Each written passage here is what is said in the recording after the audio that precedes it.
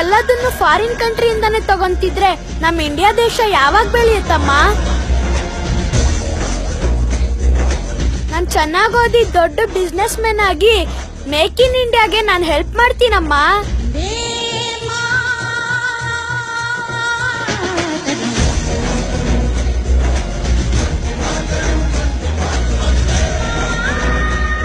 ಬಟ್ಟೆ ತಗೊಳಕ್ಕೆ ಬ್ರ್ಯಾಂಡ್ ಮುಖ್ಯ ಅಲ್ಲ ತಾತ, ಮಾನ ಮುಖ್ಯ. ನನ್ ಮಾನನೂ ಕಾಪಾಡ್ಕೊಂತೀನಿ, ನಮ್ ದೇಶದ್ದು ಕಾಪಾಡ್ಕೊಂತೀನಿ.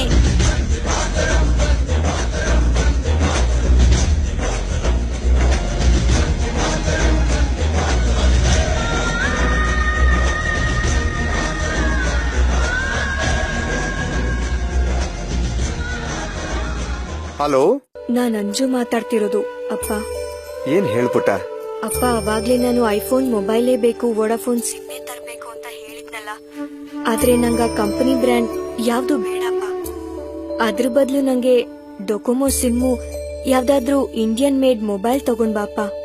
ಯಾಕೋ ಪುಟ್ಟ, ಒಂದ್ ವಾರದಿಂದ ಅದೇ ಬೇಕು ಇದೇ ಬೇಕು ಅಂತಿದ್ದೆ, ಇವಾಗ ದಿಢೀರಂತ ಏನಾಯ್ತೋ? ಹಾಗೇನಿಲ್ಲಪ್ಪ, 60,000 ರೂಪಾಯಿ ಕೊಟ್ಟು ಐಫೋನ್ ತಗೊಂಡು US ನ ಬೆಳೆಸೋ ಬದಲು 6,000 ರೂಪಾಯಿ ಕೊಟ್ಟು ಇಲ್ಲಿ ಬ್ರ್ಯಾಂಡ್ನೇ ತಗೊಂಡು ನಮ್ ದೇಶನೇ ಬೆಳೆಸ್ಬೋದಲ್ಲಪ್ಪ. ಸರಿಪ, ರಾತ್ರಿ ಬೇಗ ಮನೆಗ್ ಬಂದ್ಬಿಡಿ, ನಿಮಗೋಸ್ಕರ ಕಾಯ್ತಾ ಇರ್ತೀನಿ. Excuse me sir, Puma footwear ತಗೊಂಬರಕ್ ಹೇಳಿದ್ರಲ್ಲ, ತಂದಿದ್ದೀನಿ. ಒಂದ್ ನಿಮಿಷ. Yes sir. ಇದನ್ನ ವಾಪಸ್ ಕೊಟ್ಟು ಪ್ಯಾರಗನ್ ಫುಟ್ವೇರ್ ತಗೊಂಬನ್ನಿ.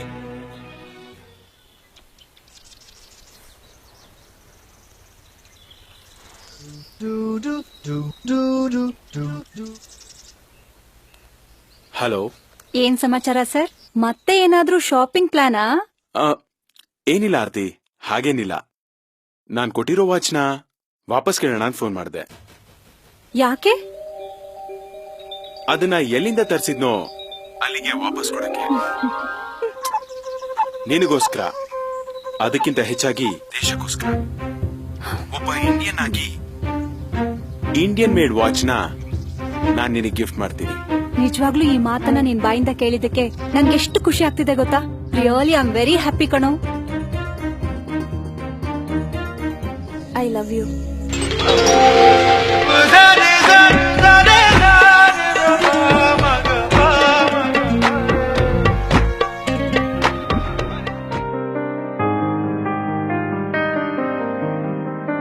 ರಾಧಿಕಾ, ಅಮ್ಮೋರೆ,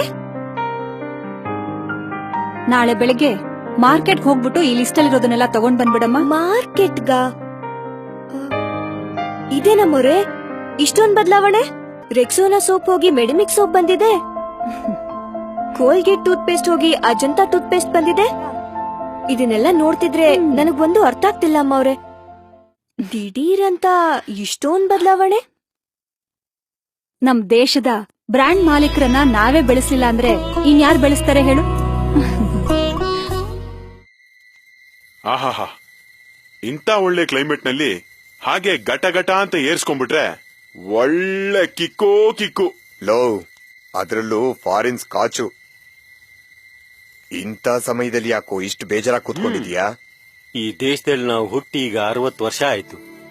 ಈ ದೇಶಕ್ಕೋಸ್ಕರ ನಾವು ಏನ್ ಮಾಡಿದೀವಿ ಹೇಳು? ಎಲ್ಲ ನಮ್ ಸ್ವಾರ್ಥಕ್ಕೋಸ್ಕರ.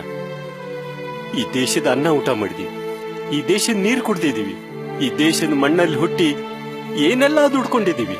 ಆದ್ರೆ ನಾವು ಅನುಭವಿಸತಕ್ಕಂತ ಸುಖದ ವಸ್ತುಗಳೆಲ್ಲ ಬೇರೆ ದೇಶದ್ದೇ. ನಾವು ಕುಡಿತಕ್ಕಂತ ಸಾರಾಯಿ ಕೂಡ ಬೇರೆ ಕಂಟ್ರಿದು. ಅಪ್ಪ, ನಾನಂತೂ ಸಂಪೂರ್ಣ ಬದಲಾಗಿದ್ದೀನಪ್ಪ. ಇನ್ನೇನಿದ್ರು ಮೇಕ್ ಇನ್ ಇಂಡಿಯಾಗೋಸ್ಕರ, ನನ್ ದೇಶಕ್ಕೋಸ್ಕರ ನನ್ ಸರ್ಕಾರದ ಜೊತೆ ಕೈ ಜೋಡಿಸ್ತೀನಿ ನಾನು. ಇನ್ನೇನಾದ್ರೂ ಕುಡಿಲೇಬೇಕು ಅಂತ ಅನ್ಸಿದ್ರೆ ನನ್ ದೇಶದ ಸಾರಾಯಿ ಕುಡಿತೀನಿ. ಇಲ್ದೇ ಇದ್ರೆ ಈ ಸಾರಾಯಿ ಸಾವಾಸನೆ ಬೇಡ ಕಣೋ ನನ್ಗೆ. ಬೇಡ ಬೇಡ, ಈ ಸಾರಾಯಿ ಸಾವಾಸನೆ ಬೇಡ.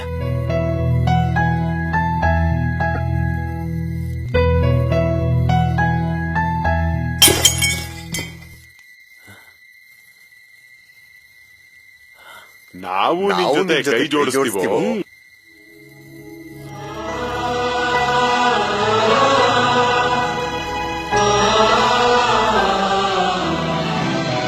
ನಾವು ರಾಜಕಾರಣಿಗಳನ್ನು ಬೈಯುತ್ತೇವೆ, ಈಗ ನಿಮ್ಮಲ್ಲಿ ನೀವೇ ಪ್ರಶ್ನೆ ಕೇಳಿಕೊಳ್ಳಿ, ರೂಪಾಯಿ ಮೌಲ್ಯ ಉಳಿಸುವುದು ಯಾರ ಕೈಯಲ್ಲಿದೆ ಎಂದು.